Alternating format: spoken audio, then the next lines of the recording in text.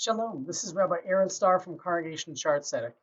I wanted to take a few minutes to let you know that I'm listening, truly and deeply listening to so many.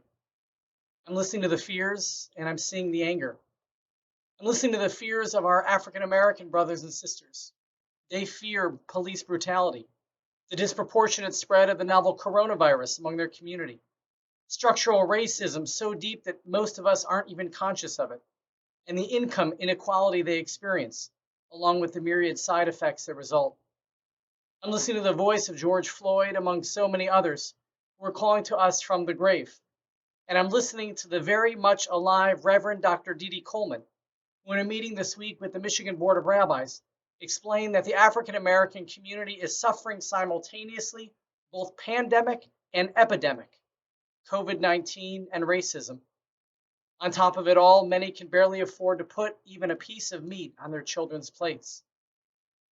I'm listening to your fears too, and I know that you too might be angry. I'm listening to the fears of so many among us who worry that as life begins to return to some normalcy, our neighbors' refusal to wear a mask, their inability to wear masks correctly, or their disrespect of physical distancing recommendations will sicken and kill us, our loved ones, or the vulnerable among us. I know that you are angry and that you wish everyone could just be smart and cautious.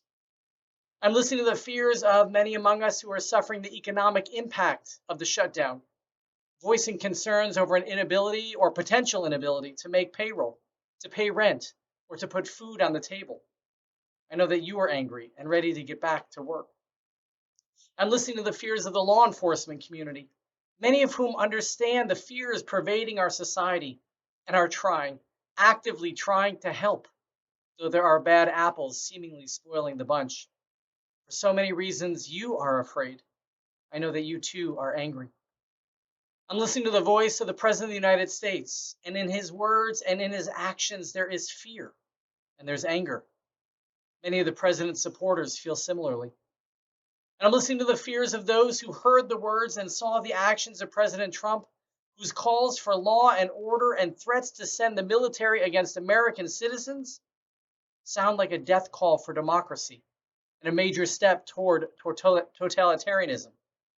I know that you are afraid and that you are angry. I too am afraid, sometimes even for me, that manifests as anger. I'm afraid for our African American brothers and sisters. I'm afraid for the shutdown to end, and I'm afraid for the shutdown to continue. I'm afraid of the riots, some of which in other cities have vandalized synagogues. And I'm afraid of a US president who's speaking in and acting on fear and anger. I'm afraid too that Jews will become too comfortable with online services and thus not return to the building when it opens, and much more so.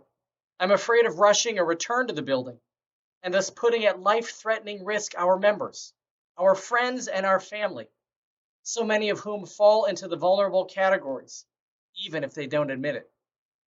Perhaps you too might fit into those vulnerable categories as well. I'm afraid that high holiday services will not look or feel the same this year, that they can't look or feel the same this year, and that some will consider ending their membership with the Shaarey Zedek family, and perhaps even worse, just stop practicing Judaism altogether. But despite all the fears and the anger, I see a profound light in the darkness. I see Jews and Gentiles alike lifting up the commandment to love our neighbors as ourselves. I see Jews and Gentiles practicing compassion, performing cheshbon nefesh, searching one's soul to root out unintentional bias, and donating tzedakah, charity, to so many, including and especially to the Jewish community, to our synagogue, and to all those who are in need. And I know if you're looking right now to support the African American community among so many other worthwhile charities, that Gleaners would be a worthwhile cause. Indeed, I see people listening and responding with love. Despite all the fears and the anger, I'm comforted by the rise of our Shaarey Zedek attendance at daily, Shabbat, and holiday prayer services. Though we are together online only, there are in fact more of us coming together. Congregation Shaarey Zedek is getting stronger by your efforts and by the efforts of our synagogue leadership. Our Shaarey Zedek family transcends our building, And I invite you to participate with us in all of these activities, especially our prayer and learning opportunities. And despite all the fears and all the anger, I'm reassured by our faith.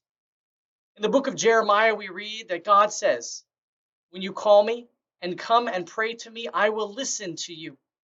You will search for me and find me." But then God adds, "If only you seek me wholeheartedly." God is listening so long as our prayers are accompanied by actions. What does it mean to seek God wholeheartedly? What actions is God asking of us? Learn to do good, God tells us in the first chapter of Isaiah.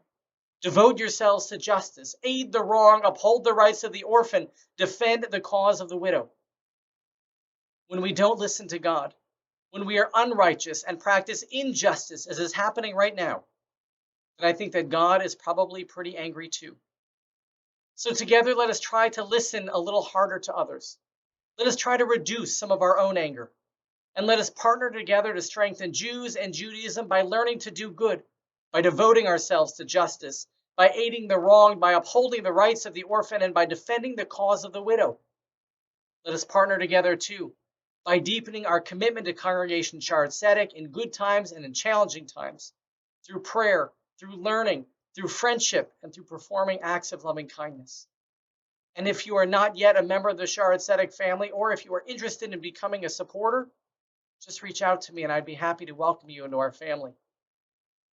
Friends, I am listening to your fears. I know that you're angry. I'm afraid, and I'm angry too sometimes. But I'm here for you. The Shaarey Zedek family is here for you, and God is here for you too. Friends, every person has a story. Everyone needs to be heard. Just as twice each day we echo God's command, Shema Yisrael, listen, O people Israel. And 3 times each day we pray, Shema Kolenu, listen to our voices, God. So too, let us work harder. At first, just to listen, and then to act and to change. I'm listening to your fears. I know that you are angry, but I'm here for you. The Shaarey Zedek family is here for you, and God is here for you too. Thanks.